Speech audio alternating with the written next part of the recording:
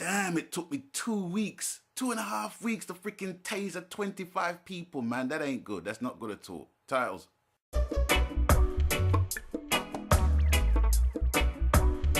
Watch the ride.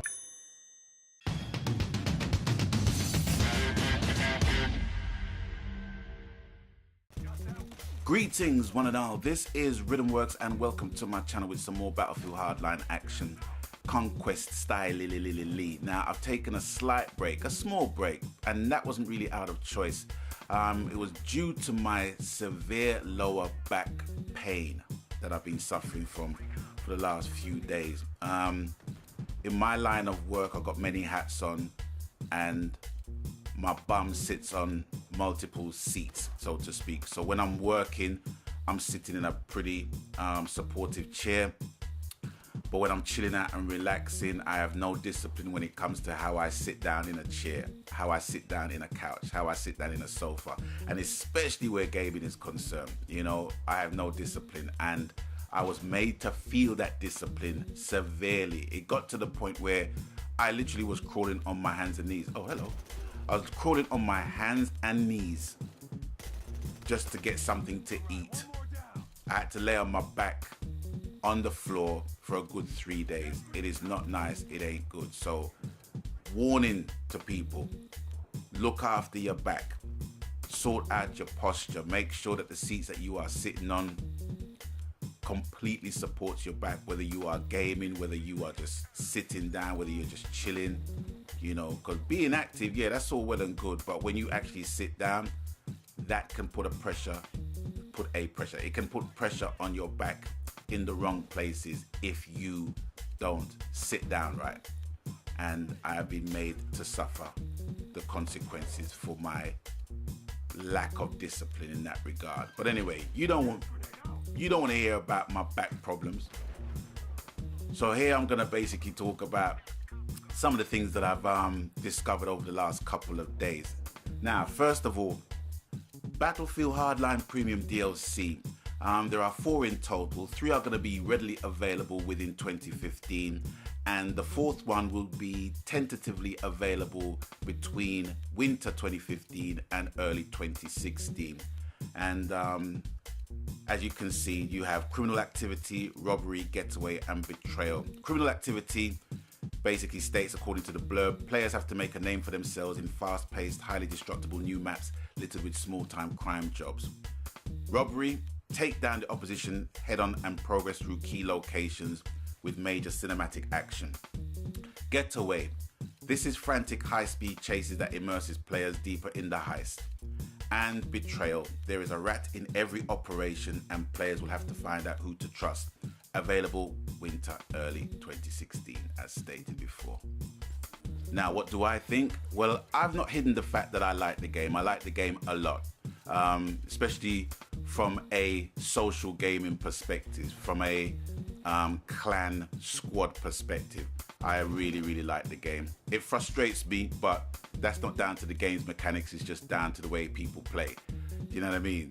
But overall, I like the game. And newsflash, breaking news, Battlefield veterans, it's not all about you guys either. Do you know what I'm saying? I think it makes a welcome, not so much a welcome change, but I think it's welcome for DICE and Visceral to try to appeal to those who wouldn't ordinarily play first-person shooters or indeed play military shooters, i.e. Battlefield or Call of Duty. I mean, first-person shooters, you know, is a genre that you take or you leave. And I know a lot of people, you know, who ordinarily would play Call of Duty wouldn't play Battlefield. But in this respect, I've noticed that quite a few Call of Duty players are playing Battlefield Hardline. That's not a bad thing. It's not a bad thing at all. Maybe the way they play it can be questioned, but overall, I think it's pretty good to get new players, noobs. Yes, I said it, noobs, and I mean it in a totally sincere way. It's a good thing to get noobs playing the franchise, getting them to play the genre as first-person shooters go. You know, to try and build the community even more. Do you know what I'm saying? So, you know, when Battlefield veteran comes on and say, oh, it's a reskinned version, oh, it's this, and oh, it's that, and oh, it's this, and what have you. Yeah, that's fine, that's your opinion.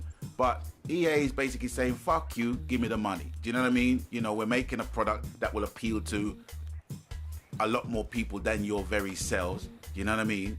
And if they like it, we're giving them what they want as well. Do you know what I'm saying? Not just about giving the old school, the old guard, everything they want all the time. So, you know, within Battlefield Hardline's genre, Battlefield Hardline's premise of cops and robbers, I think it's a very, very, very good addition to the franchise. And it will be forever a standalone game. I don't know if they're going to make another iteration of Hardline. Who knows? Maybe, maybe not. But, you know, with cops and robbers and stuff like that, you know, it can really only go a particular way in terms of scope. Do you know what I'm saying?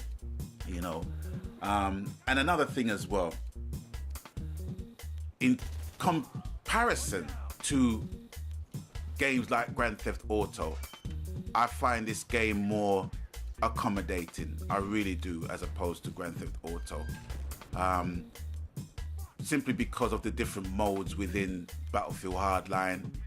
It's more immersive to me from a first person's perspective. And even though the first person's perspective is included in the Grand Theft Auto experience, the simple getting together of clans and groups and what have you and randoms is just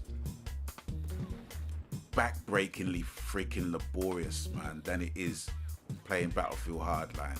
So that's where, you know, I give the pros to Battlefield Hardline in comparison to Grand Theft Auto 5. Next up, we have the return of Payday 2 for current gen consoles. This time it's the Crime Wave edition, which will feature all the DLC which was featured on the original Payday 2 when it came out on PS3. And this is the successor to the critically acclaimed Payday the Heist, which admittedly I basically saw in the PS Store and had no interest in it. But then when it came down in price, I decided, you know what, let me buy it. I mean, I did watch a couple of videos on it as well, and it looked interesting. But you got to understand that, you know, the first-person shooter thing, I wasn't totally into. But then getting into the first-person shooter genre and then checking out the games that I missed, Payday the Heist was definitely one of those games. And when I played that game, it was like, yeah, I get it. Totally get it. And with Payday 2 Crime Wave Edition, like I said, is going to introduce or reintroduce all the DLC which was made available for Payday 2 on previous gen consoles. And it's basically heist mode, PvE heist mode, 4-player co-op, first-person shooter. And I would recommend that you buy it online. Do not buy the digital version in the PSN because you would have to pay something like around £45. Online, it will only cost £30.99 or your equivalent in American dollars. But even with this game, this is a game where you're either going to be into or you're not going to be into. For me, I like co-op gaming, so it's right up my street. And £30.99 to pay for a game including all of the DLC which came before it, I don't think is a bad thing. It's the same thing with The Last of Us, you know what I mean? You know, people are basically bitching about the price of The Last of Us, but people still bought it, you know? And I think Payday, being a different genre, if you like, and being a co-op shooter, is definitely a good game to play. I know lots of people played it and enjoyed it immensely. I'm just trying to turn on my gaming, I'm just trying to turn on my gaming buddies to the game. And, you know, they're slowly coming around. But I would recommend this totally. £30.99. Bargain. Absolute bargain. So, what's going to be your next big game purchase of 2015? Now, from my perspective, the pickings are kind of slim. But it's not even about the amount of games for me. It's about the quality of the games. Gone are the days and done are the days of me buying a whole bunch of games still wrapped in their cellophane, me waiting to basically have the time to play the games and reaching the conclusion that I'm not enjoying those games and the games turning out to be worthless at trade. Gone are those days because, games are expensive. Gaming is an expensive hobby. It really, really is.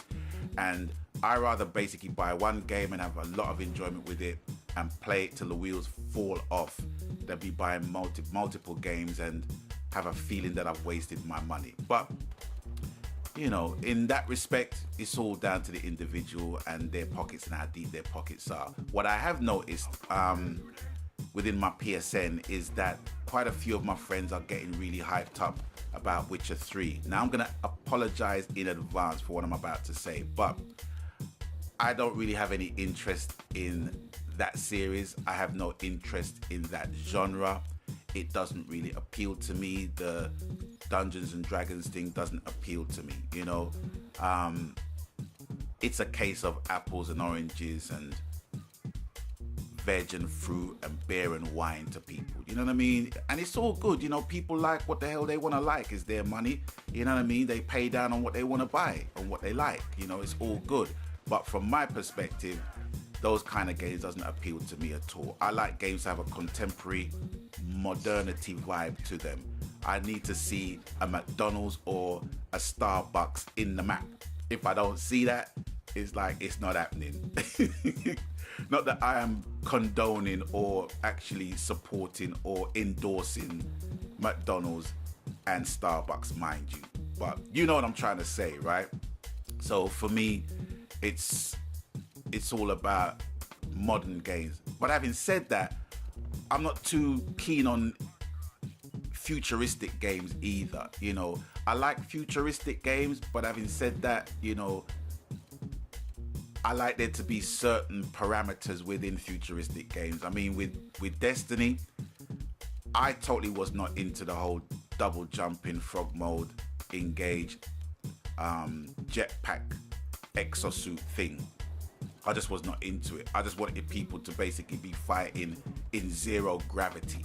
You know what I mean? Not being able to jump freaking 20, 30 feet into the air and have that advantage. But as someone pointed out to me, you just got to learn to use your equipment. It's as simple as that. And with Destiny, that's what I'd done, and I enjoyed the game, and I still do, but I just don't play as much as I would like. But then with the House of Wolves DLC coming up, no doubt I'll be getting into that, because it doesn't make any sense for me to buy DLC that I don't play. That is just stupid.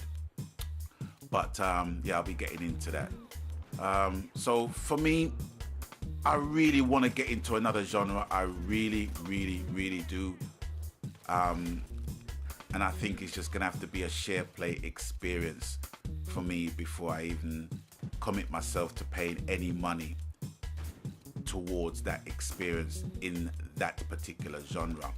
But so that's it for gaming. What's been Gwarnin otherwise?